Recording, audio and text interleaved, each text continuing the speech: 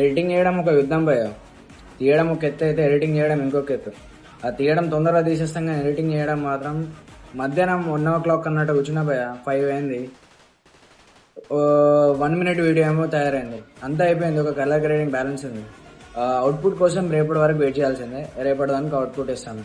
So దానికోసం stay tune, subscribe చేసుకోండి, వీలైతే లైక్ చేయండి, follow for the more content.